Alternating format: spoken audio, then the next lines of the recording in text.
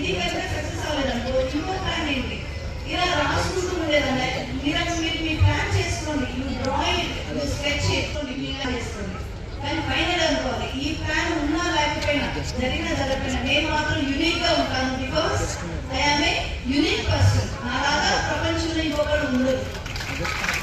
అలాగే మనం క్రియేషన్ లో చూస్తే ఒక సైంటిస్ట్ చెప్పారు, ఈజిప్ట్ పిరమిడ్ లో మర్రి చెట్టు ఆకు తీసుకొని మొత్తం 7 ఖండాలు ఉంటాయి కదా, మరి చాలా దేశాల నుంచి మర్రి చెట్టు ఆకుని పోల్చిస్తే ఒక ఆకుని పోలిన ఆకు లేదంట.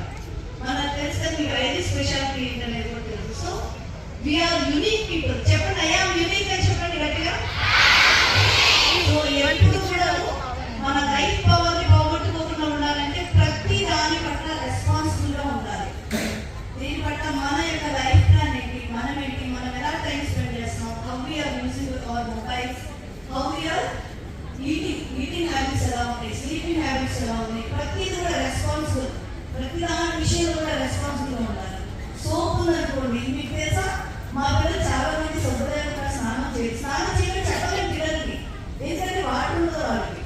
ఎప్పుడో వెళ్ళినప్పుడు ఏ కాలం దొరికే ఏదో ముక్కలో దొరికినప్పుడు స్నానం చేసి ఆ బట్టలు వేసి ఏదైనా బట్టలు దారిలో దొరికితే బట్టలు తీసుకుని వేసుకుంటారు.